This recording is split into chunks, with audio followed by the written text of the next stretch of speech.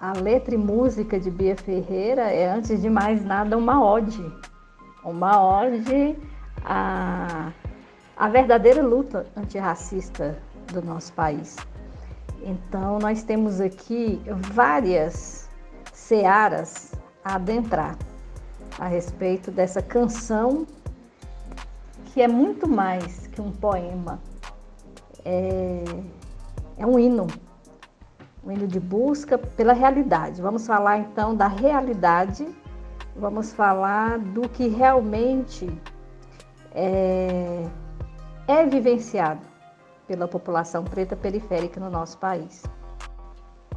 É muito comum nos espaços acadêmicos, principalmente na educação básica, nós ouvirmos tanto discentes, estudantes, como o corpo docente, em sua grande maioria, porque é uma grande maioria, que pensa e reverbera o seguinte: a cota deveria ser social e não cota racial.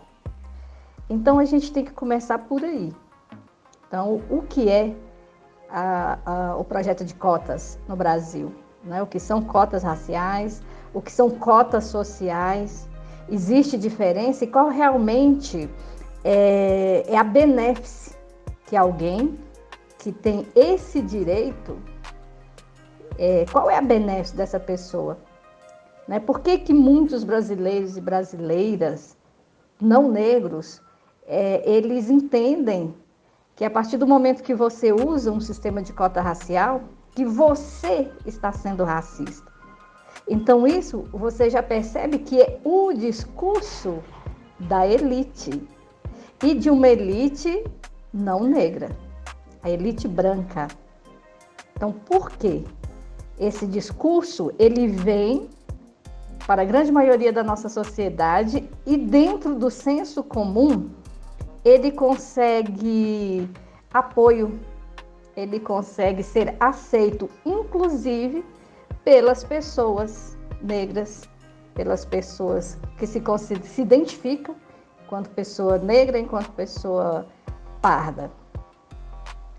E isso é bastante complexo, porque a partir do momento que o discurso ele é completamente desvirtuado da realidade, torna-se muito mais difícil de ser compreendido. E é isso que nós vamos fazer aqui. Nós vamos fazer a análise de compreensão da importância de nós termos uma sociedade que, independente, como muitos falam, né?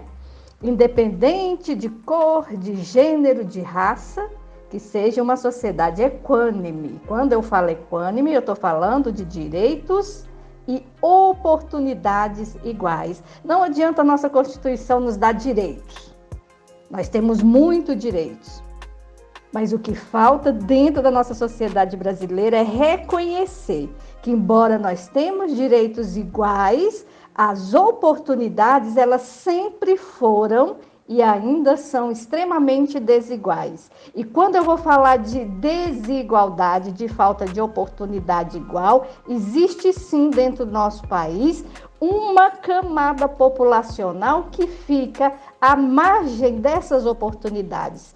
E essa população, à margem da sociedade, não é uma população de pessoas não negras. Não é uma população de pessoas de pele clara. Não é uma população descendente de europeus, italianos, holandeses, alemães. Não é desse tipo de pessoa que nós estamos falando. Mas se nós começarmos a trabalhar na questão de dar oportunidade para quem é pobre, isso é excelente. Porque quem realmente é pobre no nosso país, quem realmente vive nas periferias do nosso país, é uma grande maioria de pessoas que são pessoas negras, pessoas pardas. Isso não é uma questão de a professora acha e a professora está aqui dialogando com vocês. Isso é uma questão de estatística, porque quando nós trabalhamos nas questões de debate dentro da perspectiva das ciências sociais, das ciências humanas, nós trabalhamos dentro da perspectiva científica de estatística. Então, é simplesmente isso que a letra da música Cota Não É Esmola, de Bia Ferreira, traz para vocês. E o importante agora é entender o que significa política de cota, que é uma ação afirmativa, e o que são ações afirmativas. Então, o conceito de políticas de ações afirmativas. Uma ação afirmativa busca oferecer igualdade de oportunidade a todos. Trata-se de medida que tem como objetivo combater discriminações étnicas, raciais, religiosas, de gênero ou de casta, aumentando a participação de minorias no processo político, no acesso à educação, saúde e emprego, bens materiais e redes de proteção social e o reconhecimento cultural. Em 2012, o Supremo Tribunal Federal decidiu por unanimidade que as ações afirmativas são constitucionais e políticas essenciais para a redução de desigualdades e discriminações existentes no nosso país. Então, isso é fundamental que fique bem claro. As ações afirmativas aqui no Brasil, elas partem do conceito de equidade, que está expresso na Constituição. Oferece estímulos a todos aqueles que não tiverem igualdade de oportunidade devido à discriminação e o racismo. O que é importante deixar claro aqui para vocês é que uma ação afirmativa ela não deve ser vista como um benefício ou algo injusto. Fulano está sendo privilegiado com ação afirmativa, de forma nenhuma.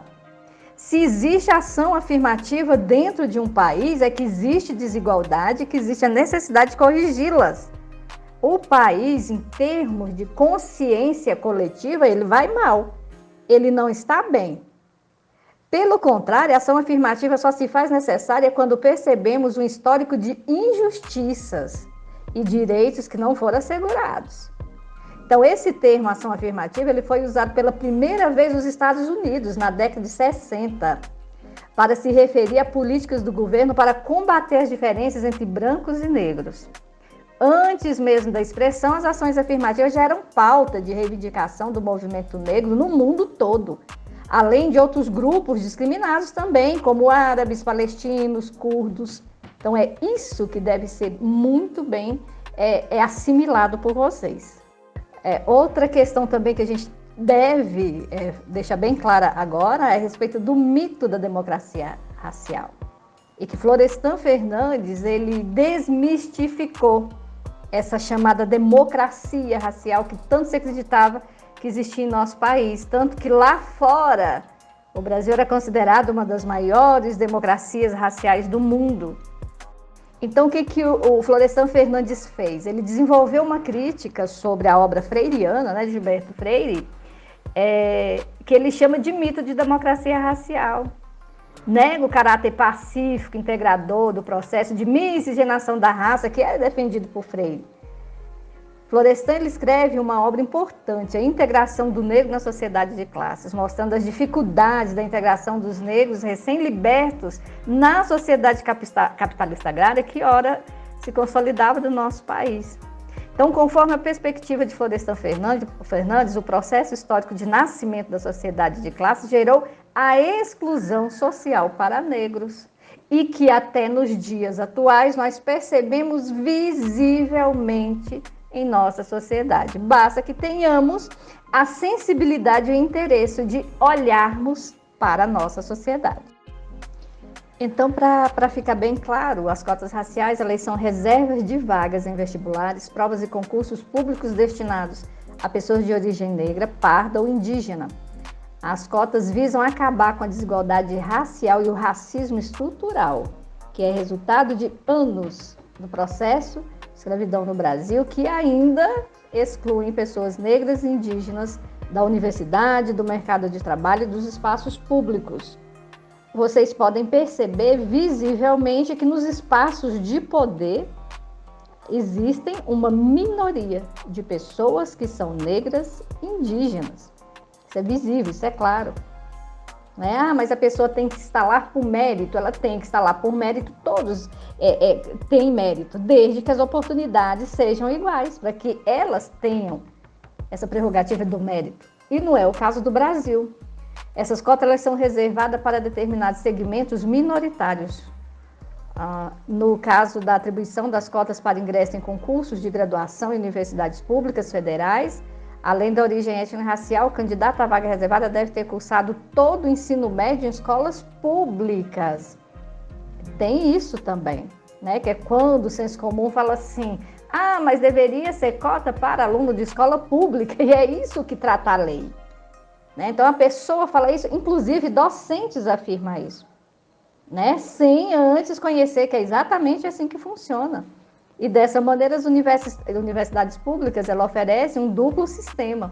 Uma parcela que é reservada de vaga a estudante de escola pública, independente da origem étnico-racial, e outra parcela determinada a origem a pessoas que se autodeclaram, preto, pardos ou indígenas, né? Que é o PPI.